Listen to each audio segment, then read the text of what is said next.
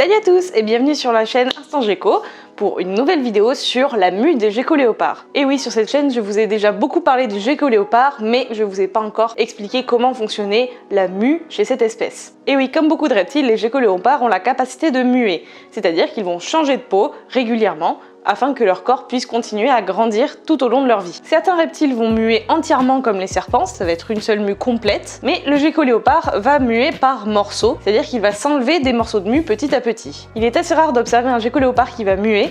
En général, on voit très bien qu'ils changent de couleur, ils deviennent blanchâtres, puis ensuite, quand on les revoit sortir, ils ont leur couleur habituelle et ont déjà fini leur mue. Et c'est normal parce qu'une mue de gecko léopard se termine environ en 1 heure grand maximum. Pour enlever cette mue, il va se frotter contre son décor, il va s'enlever lui-même sa mue et il va aussi la manger. Et oui, ça paraît un peu bizarre et un peu dégueu dit comme ça, mais c'est vrai qu'ils mangent leur mue. Il y a 2 raisons à cela. D'une part, c'est parce qu'elle contient des nutriments qui sont intéressants à récupérer, donc il les récupère, mais aussi c'est pour cacher dans la nature sa présence aux prédateurs et en la mangeant, il va cacher ses traces aux prédateurs qui ne pourront pas le retrouver. Mais en captivité, comment ça se passe? Qu'est-ce qu'il faut aménager pour que son gecko mue bien? Comment s'y préparer? T'inquiète pas, je vais te répondre tout de suite. Parfois, comme dans la nature, il se peut que le gecko fasse de mauvaises mues, c'est-à-dire qu'il ait des morceaux de mue qui lui restent autour des doigts ou de la queue ou même de la tête, et ça peut avoir plusieurs facteurs. S'il fait des mauvaises mues, c'est peut-être parce que vous avez choisi le mauvais substrat ou le mauvais chauffage. Un substrat qui est très mauvais pour les mues, et ça je l'ai remarqué à force de traîner sur les réseaux sociaux et de voir certains geckos qui avaient ce problème de mue là, ils étaient souvent sur du sable. Donc oui, je vous en ai déjà parlé dans plein de vidéos, le sable c'est le mal, mais là pour les mues en l'occurrence ça les arrange pas du tout. Si votre gecko fait de mauvaises mues et qu'il est sur du sable, déjà changez de substrat direct. Pour les mues et pour les occlusions, ça sera que mieux. Mais forcément, si la mue s'assèche, elle va faire des petits morceaux. Mais les problèmes de mue en général, c'est parce que la peau est trop sèche et qu'il n'y a pas assez d'humidité dans l'air. Et ça peut être causé par une lampe chauffante. Une lampe chauffante, contrairement à un chauffage au sol, ça va beaucoup plus assécher l'air et du coup, il aura plus de mal à muer. Mais si vous avez une lampe chauffante et que vous voulez les garder, il n'y a pas de souci, mais à ce moment-là, il faut lui aménager un coin humide. Et là, vous avez plusieurs choix. Soit vous avez un coin dans votre terrarium que vous allez humidifier régulièrement. Ça peut être une cachette avec juste peut-être un substrat qui retient l'humidité, comme de la tourbe de coco, de la vermiculite, ou alors carrément une boîte à mue qui est bien plus pratique, je trouve. Et c'est une boîte que vous allez, pareil, humidifier régulièrement avec un substrat adapté à l'humidité. Comme ça, quand votre gecko sera en mue, il pourra s'y réfugier et muer tranquillement, la peau sera toute souple et elle s'enlèvera comme une chaussette. Donc moi je vais vous montrer mes boîtes à mue, donc la plupart je les ai achetées en magasin, il y a plusieurs marques. Il y a la marque Gigantera, je vous ai déjà parlé de cette marque. Vous pouvez aussi fabriquer votre propre boîte à mue, donc comme celle-ci par exemple. Et vous pouvez tout simplement vous servir d'une boîte en plastique, par exemple une boîte à grillons, et percer un trou en veillant bien à ce que les bords ne soient plus coupants pour vous en servir de boîte à mue avec simplement un substrat de fond. Comme substrat de fond, vous pouvez utiliser de la sphaigne, de la vermiculite, de la perlite, mais aussi tout simplement du sopalin que vous humidifierez. Il y a aussi la tourbe de coco qui marche bien et je m'en sers aussi dans mes boîtes de ponte pour mes femelles.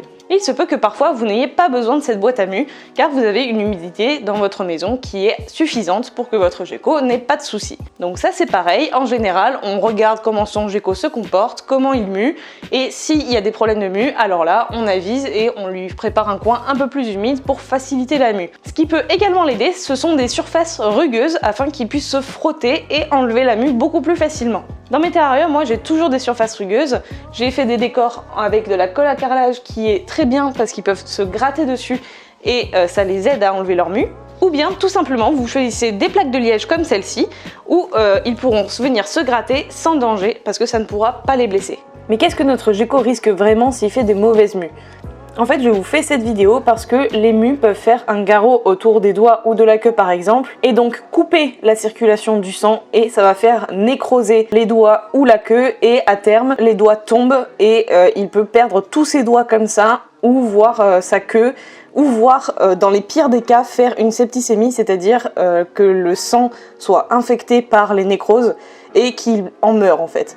Donc vraiment, c'est assez important de surveiller la mue de son gecko pour cette raison-là. En cas de trop mauvaise mue et si vous voyez que votre gecko léopard n'arrive pas à enlever sa mue tout seul, vous pouvez essayer de l'aider si votre gecko est manipulable bien entendu, et ça je ferai une vidéo sur la manipulation bientôt. Donc la première technique c'est d'abord d'essayer d'enlever délicatement avec ses doigts, mais si ça marche pas, vous avez toujours la technique du coton-tige humidifié que vous frottez délicatement sur la partie où la peau ne veut pas s'enlever. S'il y a des grandes parties de mue et notamment autour des doigts qui restent, vous pouvez aussi lui donner un bain d'eau tiède. Donc l'eau doit être à environ 28 à 30 degrés. L'eau ne doit pas dépasser la hauteur de ses pattes. Il ne doit pas être en train de nager dans l'eau et de galérer. Vous le laissez à l'intérieur pendant 10 à 15 minutes, évidemment sous surveillance. Et ensuite, vous pouvez le sortir et réessayer d'enlever la mue, soit avec un coton-tige, soit avec le doigt, comme je l'ai dit précédemment. Parfois, les débutants s'affolent très vite quand ils voient que leur gecko n'a pas mué ou qu'ils ne le voient jamais muer. Mais comme je l'ai dit en début de vidéo, c'est normal. En général, il mue plutôt la nuit, donc on ne le voit pas forcément et ça se passe en moins d'1 heure en général, donc c'est normal que vous la loupiez. Encore une fois, si votre gecko mange bien, est actif et n'a pas de comportement anormal, inutile de s'inquiéter, c'est juste que vous l'avez raté. Un gecko léopard va muer de moins en moins en grandissant. Quand il est juvénile, il va muer très régulièrement. Au début, ça va être quasiment toutes les semaines. Ensuite, ça va s'allonger, donc c'est-à-dire qu'il va muer plus que toutes les 2 semaines, puis toutes les 3 semaines. Et enfin, quand il va arriver à l'âge adulte, il va faire quasiment qu'une seule mue par mois. Mais encore une fois, tout dépend du gecko et de l'individu.